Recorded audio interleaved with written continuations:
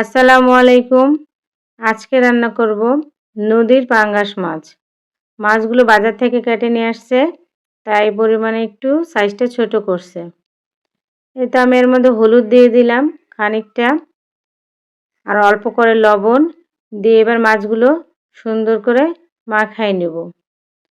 এই তো আলতো হাতে মাছগুলো আমার মাখানো শেষ। এবার আমি গ্যাসে একটা কড়াই বসাই দিছি।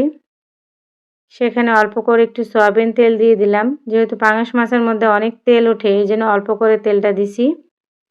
এই তো মাছগুলো একে একে তেলের মধ্যে ছেড়ে দিচ্ছি। পাঙাশ মাছ এতটাই ফোটে, এই জন্য আপনারা চেষ্টা করবেন সব সময় মাছটা ঢাকে ভাজার জন্য, না হলে তেল ছিটে আসবে। এই তো আমি ঢাকনাটা খুললাম। মাছগুলো আমার এক পিঠ হয়ে গেছে।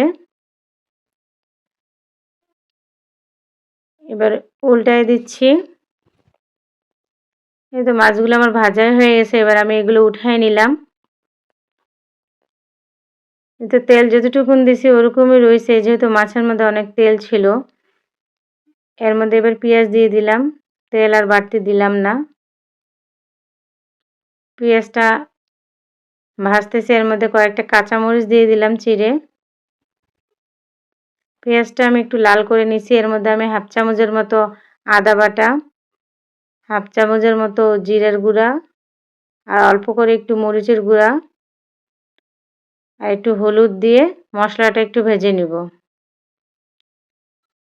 মশলাটা আমি ভেজে নিচ্ছি, লাগে যাচ্ছে, এর জন্য অল্প একটু পানি দিয়ে দিলাম মশলাটা কষানোর জন্য।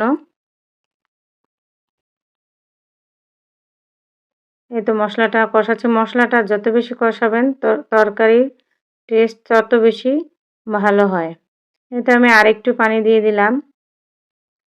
একটু অল্প করে লবণ দিয়ে দিলাম, যেহেতু মাছ ভাজার সময় লবণ দিছি। আমি অফ ক্যামেরাতে মশলাটা বেশ খানিক সময় কষাই নিছি। এবার আমি মাছগুলো দিয়ে দিলাম। আস্তে করে নাড়াচাড়া করতে হবে, নাহলে মাছগুলো ভেঙে যাবে। এই তো দেখতেই পাচ্ছেন আমি মাছগুলো সুন্দর করে কষাই নেব বেশ খানিকটা সময় নিয়ে। সামান্য একটুখানি পানি দিয়ে দিলাম মাছটা কষানোর জন্য। এই তো মাছটা কষানো প্রায় হয়ে আসতেছে। এবার ওর মধ্যে একটু পানি দিয়ে দেবো, যেন মাছটা আর মশলাটা সুন্দর সিদ্ধ হয়ে যায়। তো মাছগুলো একটু নাড়ে দিলাম, দিয়ে আবার ঢেকে দিলাম। অপেক্ষা করি কিছুক্ষণ সময়ের জন্য। আবার এই তো চলে আসলাম। দেখতেই পাচ্ছেন পানিটা কিন্তু অনেকটা কমে গেছে। চুলার জালটা অন আছে, এর জন্য মনে হচ্ছে অনেক পানি, অথচ কিন্তু পানি অল্প আছে। এর মধ্যে আমি ধনিয়া পাতা দিয়ে দিলাম একটু। এই তো আমার তরকারিটা কিন্তু রান্না প্রায় শেষ হয়ে গেছে। আমি গ্যাসটা অফ করে দিব। একটু একটু একটু করে ঝোল রাখবো আর কি, একেবারে অতিরিক্ত ভুনা করব না, যেন ভাতের সাথে সুন্দর মতো খাওয়া যায়। এই তো আমি বাটিতে করে বেড়ে আপনাদের দেখাচ্ছি কেমন হয়েছে। তরকারির কালারটা অনেক সুন্দর হয়েছে। আপনারা চাইলে এইভাবে পাঙাশ মাছ তৈরি করে খেতে পারেন।